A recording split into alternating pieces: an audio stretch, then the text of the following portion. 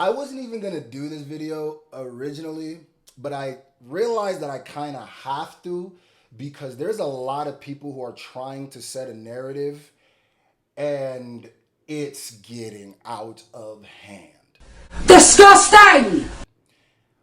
Sometimes I'd be feeling like when it comes to some of the stans, not Eminem fans, the stans, it feels like sometimes y'all don't have the confidence in Eminem that y'all act like, or the confidence in Eminem that I have. I have enough confidence in Eminem that when Eminem gets in a battle, I don't need to set or try to go or lean on a narrative to say why he won. It's facts! It's facts! It's not facts. These facts are not facts. I realized this kind of with the MGK thing. It seems like anytime somebody does a track to M, like a diss track, and it seems like it might be a problem for M, the stans do all they can to try to set a narrative. And ghostwriting has been the new one. So let's talk about it. Benzino just dropped some ether on Eminem. And he was on a interview. And there's a clip going around where Benzino talks about being in the studio with his group members, bouncing ideas off of each other. I don't go in the studio by myself, you know what I'm saying? Like I've done that.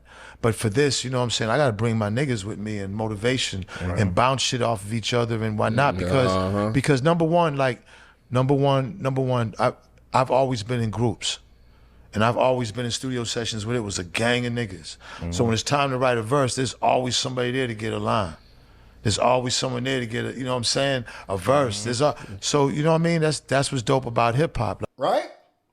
And then people went out and said, oh, this is ghostwriting. And I noticed how the narrative has switched. When Benzino dropped his first track, people were just saying, oh, okay, whatever, Eminem is gonna respond. Then when Benzino dropped his second track, it started with, this is too good for Benzino. That's where the narrative started. I said, okay. Then the narrative went to, some dude dropped a video who said, it was Cassidy who wrote it. And then the stans were 100% sure it was Cassidy who wrote it, right? And it was funny because all of those comments were coming at the same time. And then now that Benzino's went and said that on the podcast, everybody's saying, see, we told you, but I thought it was Cassidy. Super stretch, Mr. Fantastic can stretch up to 3 times his size. Just showing how the narrative's being getting set. Okay, so I guess a lot of y'all maybe have never been in a studio and maybe don't understand the recording process, but just let me tell you something. There is seldom studio sessions that's just a microphone and a rapper. Now, I do that home studio, whatever.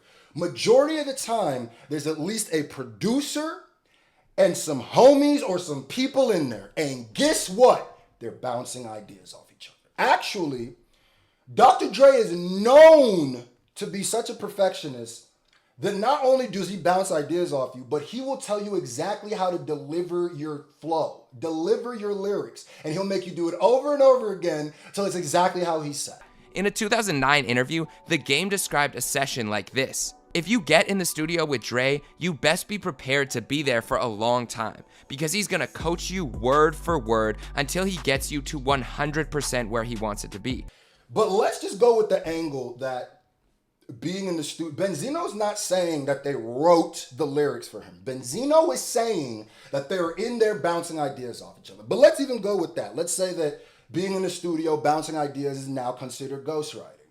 Okay, so explain this. This is what I was going to say.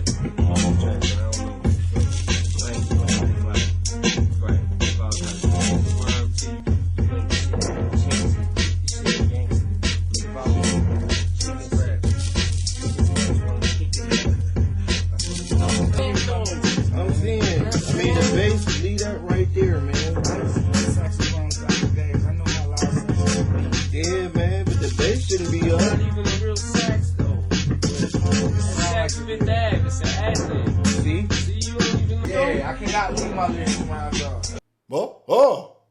Well, that looks like Eminem in the studio with D12 bouncing ideas off each other. Got him. We fucking got him.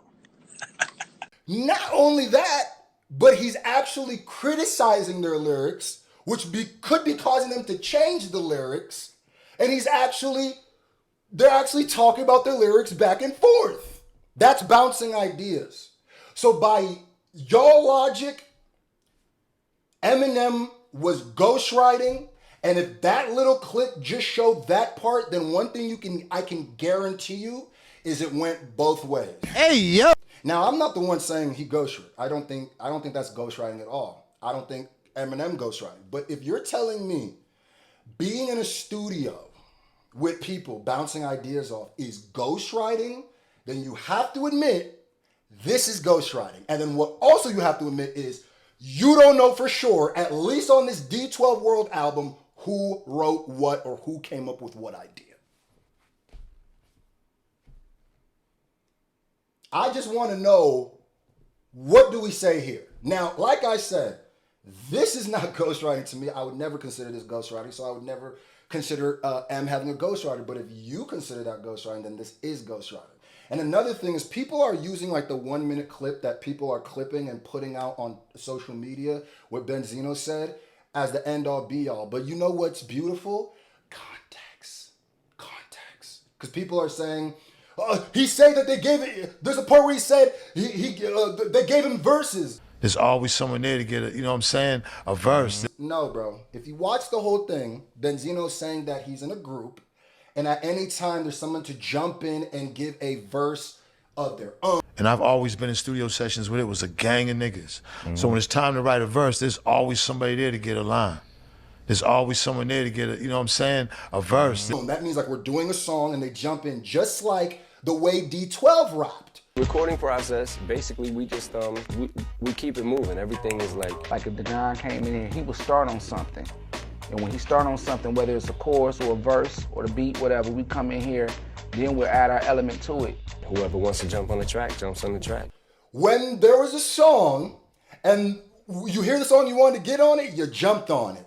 So like I said, bro, just have confidence that Eminem can beat Benzino. This section is brought to you by Underdog Sports Fantasy, the #1 app where you can make money just by making picks on your favorite athlete.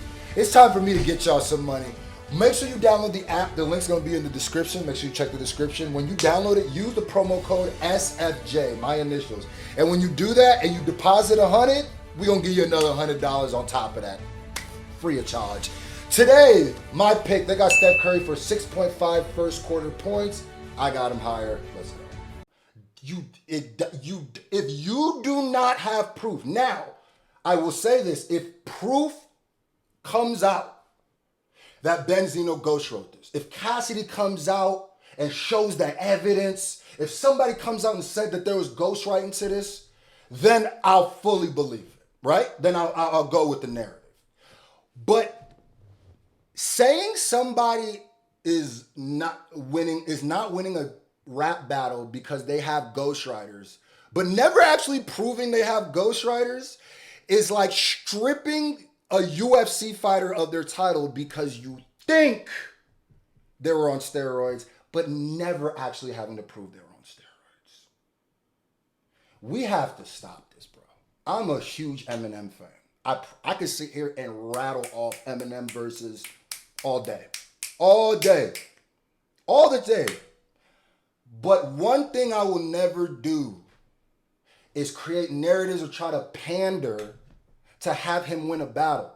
Because I think that's disrespecting him as a battle rapper. He don't need that.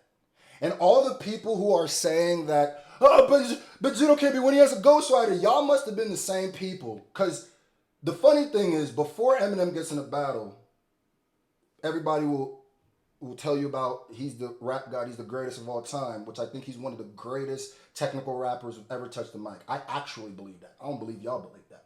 Y'all say this, then he'll get in a battle, and then you'll feel like you'll need an excuse, which is actually more embarrassing than anything. And I'm saying this as an Eminem fan. Y'all must have been the same kids who was telling somebody, man, I'll smack you in 2K. I will do you dirty. And then as soon as you get on the 6, you get beat by 60. And then at the end of the game, you tell them your controller was broken.